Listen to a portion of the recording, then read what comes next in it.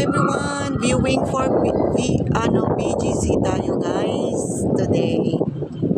Ayan, dito yung BGC. Ayan, ganda ng ano ngayon, yung weather.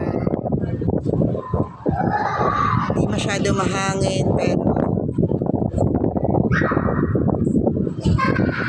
may konting ulap.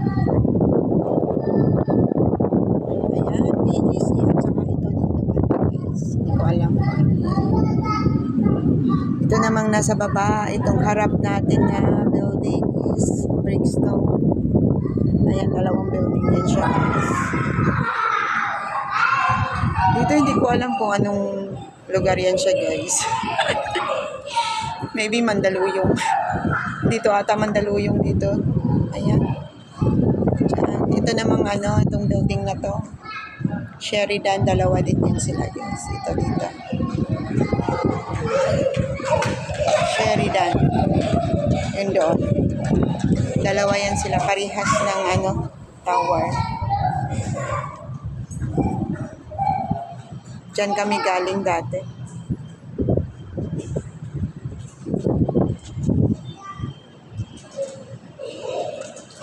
Ang guys. Ayan. Kitang-kita na ang Sheridan Tower.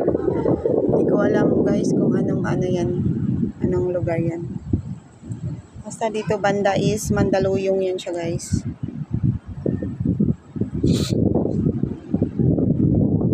Ayan. Sheridan Tower with Ilog Pasig. Yan, Ilog Pasig yan siya guys.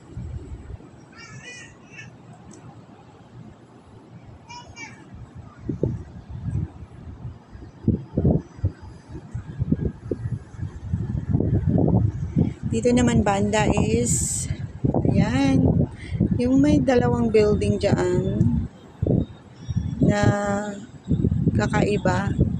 Dyan banda ang Mega Mall. Ito siya guys. Yan, dyan mga Mega Mall.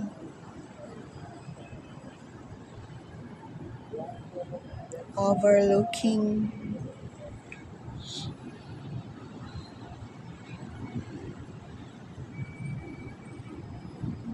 ganda ng ang ganda ng ano ngayon. Nakakalula tingnan sa baba. Dito naman tayo sa kabilang gilid ng RD. Ayan, kitang-kita dito yung sinasabi ko sa inyo guys na dalawang building na kakaiba. Ito siya. Diyan yung ano, Mega Mall. Paggabi, umiilaw yan siya. Ang ganda tingnan. Rainbow color. Rainbow lights. Dito banda guys, di ko alam kung anong lugar to. Ay, nakakalula tingnan sa baba.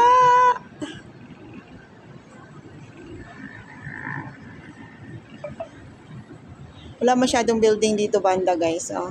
Konting-konti lang talaga ang building dito. Pero dito sa BGC, tsaka dito banda, ang daming building. Dikit-dikit.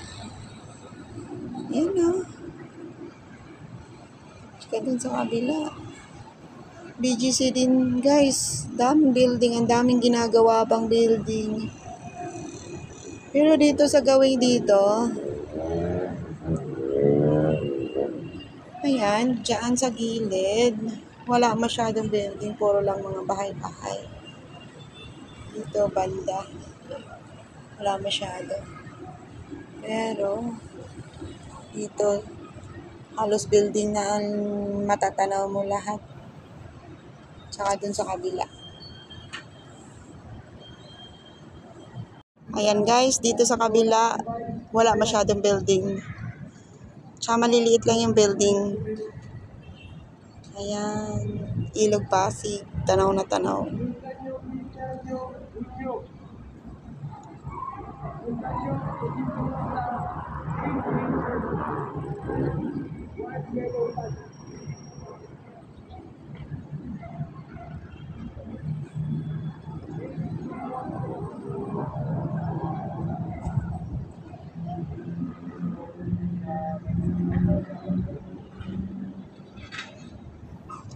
Ano kayang school yan, guys? Oh.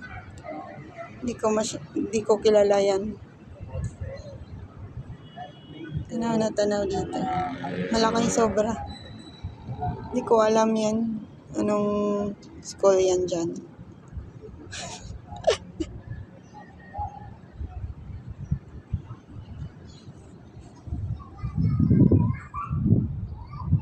Ayan, overlooking sa Fairlane Residence.